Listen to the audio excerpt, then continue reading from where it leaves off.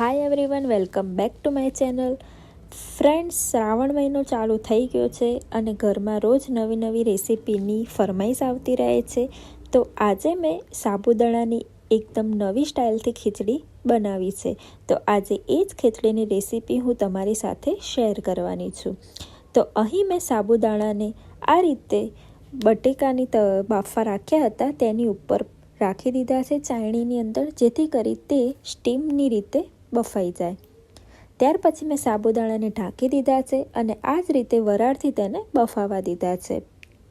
તો ફ્રેન્ડ્સ, અહીં આપણા બટેકા બફાઈ ગયા છે અને સાબુદાણા પણ સરસ રીતે છૂટા થઈ ગયા છે.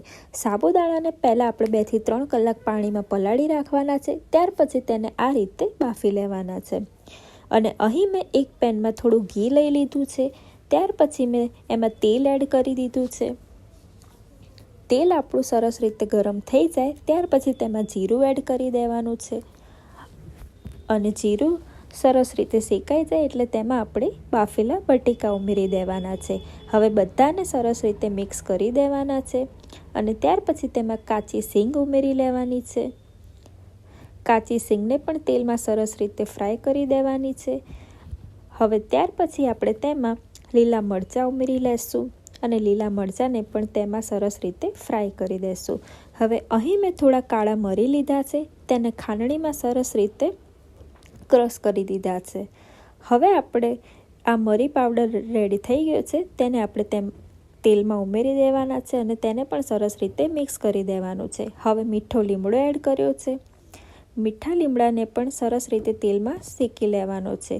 હવે ત્યાર પછી ફરાળી મીઠું એડ કર્યું છે. તમે આપણું નોર્મલ મીઠું પણ એડ કરી શકો છો. ત્યાર પછી અડધી ચમચી ધાણા જીરું અને અડધી ચમચી ખાંડ ઉમેરી લીધી છે.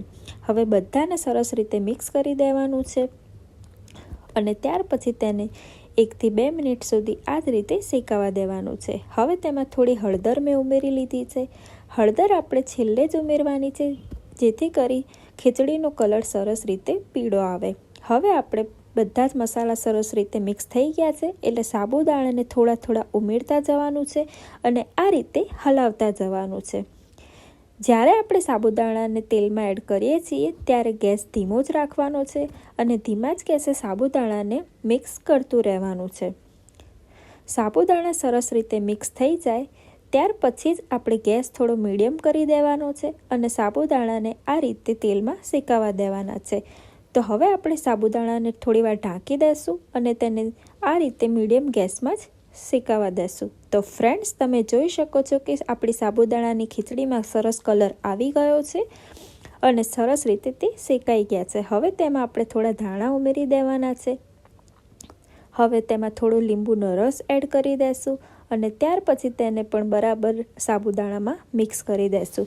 તો ફ્રેન્ડ્સ, આપણી સરસ મજાની એકદમ છૂટી અને એકદમ સ્વાદિષ્ટ સાબુદાણાની ખીચડી તૈયાર થઈ ગઈ છે. તમે જોઈ શકો છો કે સાબુદાણાની ખીચડી દેખાવમાં કેટલી સરસ લાગે છે અને આ ખીચડી જેટલી દેખાવમાં સારી લાગે છે તેટલી જ તે સ્વાદમાં પણ ખૂબ જ સરસ છે. તો બસ હવે આપણે ધાણાને અને લીંબુનો રસ સરસ રીતે તેમાં મિક્સ થઈ જાય ત્યાં સુધી તેને હલાવવાનું છે અને 2 થી 3 મિનિટ સુધી તેને ગેસ બંધ કરીને ઠંડુ થવા દેવાનું છે. તો ફ્રેન્ડ્સ, આપણી સરસ મજાની સાબુદાણાની ખીચડી તૈયાર થઈ ગઈ છે. હવે આપણે તેને એક પ્લેટમાં લઈ લઈશું. હવે ઉપરથી થોડા દાડમના દાણા એડ કરી દેવાના છે. ત્યાર પછી તેમાં આપણે ખાટો મીઠો ચેવડો એડ કરી દેવાનો છે. તમે જો દાડમ અને ચેવડા સિવાય ખાશો તો પણ આ સાબુદાણાની ખીચડી ખૂબ જ સરસ લાગે છે, પણ દાડમ અને ચેવડો ઉમેરવાથી તેનો ટેસ્ટ ખૂબ જ સરસ થઈ જાય છે. તો ફ્રેન્ડ્સ, આપણી સરસ મજાની સાબુદાણાની ખીચડી તૈયાર થઈ ગઈ છે. આ રેસીપી તમે ઘરે અવશ્ય ટ્રાય કરજો. આ રેસીપીથી સાબુદાણાની ખીચડી ખૂબ જ સરસ લાગે છે.